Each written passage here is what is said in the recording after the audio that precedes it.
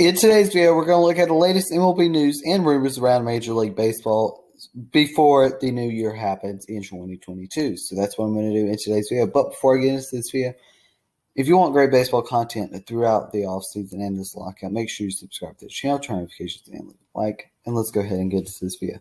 So we have 6 rumors to talk about in today's video. First is the Mets are hiring former Orioles manager Buck Showalter. Buck Showalter has been a pretty average manager over his career. He's been a manager for 4 different teams, being the Yankees, Diamondbacks, Rangers, Orioles, and now the New York Mets manager. Has not managed since 2018, and it seems like the older managers are starting to come in baseball again. He's 65 years old, and for Buck Showalter over his career, over 3,000 games managed, 1,551 wins against 1,517 losses, and a win-loss percentage of .506. He's not been that great in his career, and we know how bad the Mets have been as far as an underperforming team the last couple of years. A team that had high hopes for 2021, being a team that brought in a lot of good pieces, a.k.a. Francisco Lindor, James McCann, a lot of good pieces the last offseason, but they went absolutely crazy before the lockout this offseason. They signed players like Starling Marte via free agency. Also signing Mark Canha and Eduardo Escobar. And also managed to pick up one of the bigger names on the market in free agency via Max Scherzer, who posted a 2.46 ERA. So this Mets team's very good, but Buck Showalter still does have to do a little bit of stuff.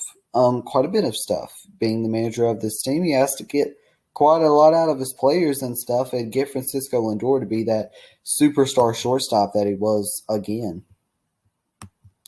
Next up, rumor that we've got to talk about is another manager hiring. That's going to be Mark Koskay of the Oakland Athletics. He was their third base coach. Now he's going to be hired as the Oakland Athletics manager. And for the Athletics, they let Bob Melvin go. I think this is rebuild time for them. I think they're going to start looking at a rebuild. I think they're going to explore trades like Matt Olson, Matt Chapman this offseason, Sean Manaea, Chris Bassett. I think you could be looking at a Cubs-Nationals type of blow-up after this lockout's done. And when this lockout's done, I think that the Oakland Athletics will make a trade. They finished in third place in 2021 with an 86-76 record, which was not bad. But this team has a bad farm system, and they're going to need to get quite a bit back. They do have some promising prospects like Nick Allen, Tyler Soderstrom, Dalton Jeffries, Max Muncy. They've got a lot of decent prospects, but I think the one guy they should kind of build around here might be Sean Murphy, who's a catcher. I think they might want to build around him. Seth Brown has some good potential as well. They have the bad contract of Elvis Andrews on their hands as well. But I think they should definitely look towards the future, get some prospects, because this team is not good at all, and it is far from being good. They let Starling Marte, Mark Canha, Yan Gomes go this offseason. They've let a lot of guys go, and they need to start looking towards the rebuild because all the teams in the AL West is getting better. The AL West is getting very competitive. You've got the Astros, who just went to the World Series, Mariners, who just signed Robbie Ray, Angels, who are looking to be more competitive, signing Syndergaard, and the Rangers, who have spent the most money in Major League Baseball this offseason, probably signing Corey Seager and Marcus Semien. So I think it's time that the Athletics blow it up and send to a full rebuild. Next up is the Tigers. They apparently offered Carlos Correa a 10-year, $275 million pre-lockout, pre-Javier Baez signing. So that's about $27 million per year, 27.5 if my math is right, which it may be or may not be. But Correa is a very good player. He's one of the better shortstops in baseball. For me, definitely top 5. Probably top 3 as well, but probably not number 1. Correa, for me, definitely is one of the better players in baseball. Correa had a very good year in Houston last year, and he had a .279 batting average, 26 home runs, 92 RBIs, .366 on base percentage, .485 slugging, .850 OPS, OPS plus of 131. Now, I think the signing of Javier Baez does rule them out of the Carlos Correa sweepstakes, but I for sure think it would be interesting to bring Carlos Correa and Javier Baez. And that's what we thought when the Rangers brought in Marcus Semien, that they would not be in the Corey Seager sweepstakes, but they ended up bringing in Corey Seager as well. So Javier Baez definitely could play second base, and Corey Seager and Carlos Correa and Javier Baez would be a great shortstop and second baseman for this team. Something to be very excited about. But I just don't think it's realistically going to happen. The Tigers have a very solid team as it is, and if you're a Tigers fan, you should be looking towards the future and be very happy with what your team's doing right now.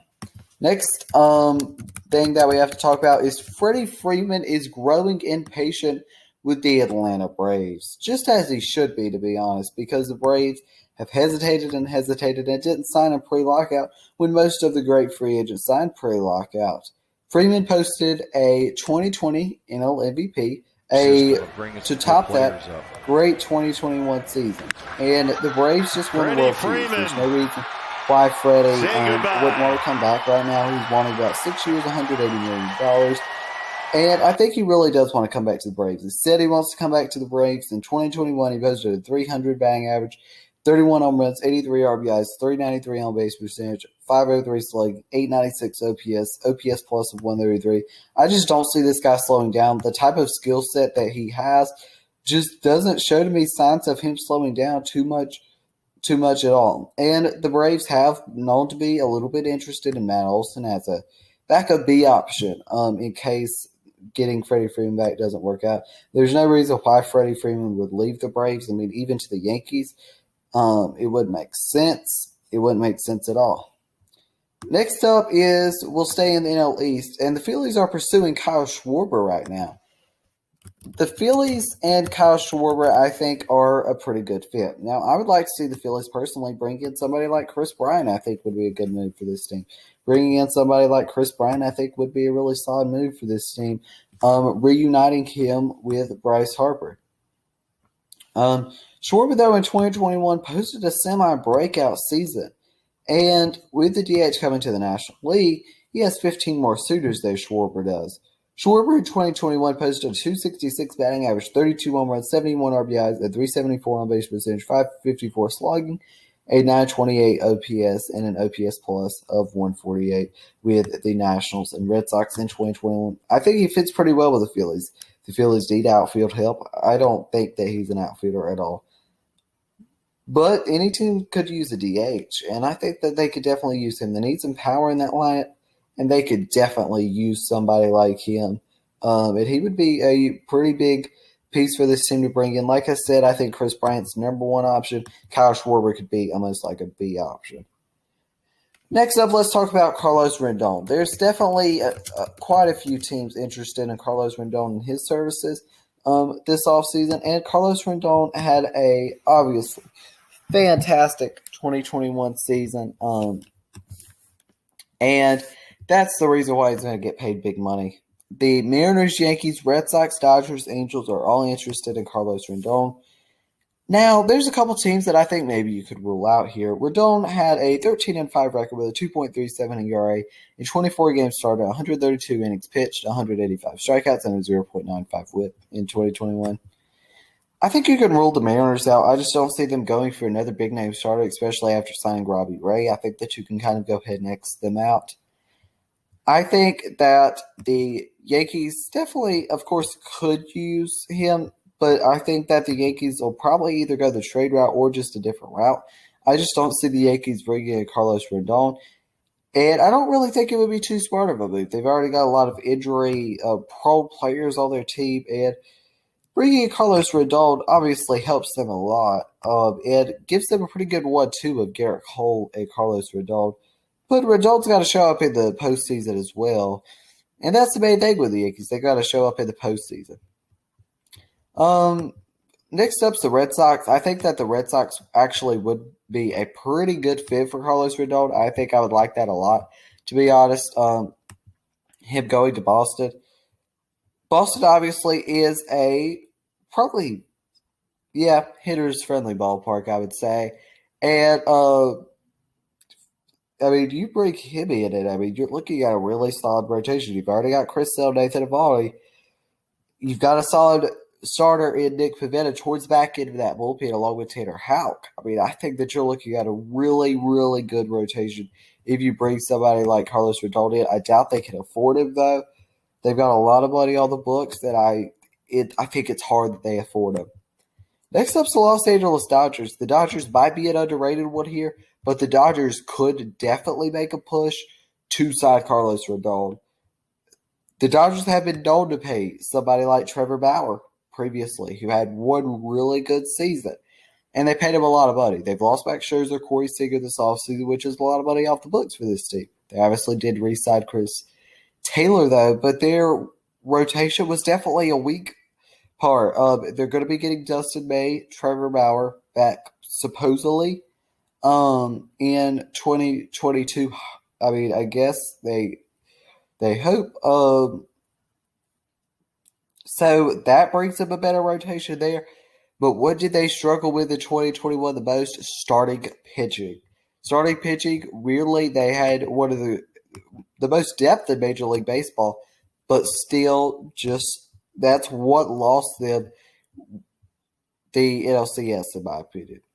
And next up's the Los Angeles Angels. Now, the Angels could use them, definitely. I would love to see the Angels get somebody like Carlos Rendon to lead that rotation. I mean, if they get Carlos Rendon, they are a team that I could look at as a real contender in that AL West.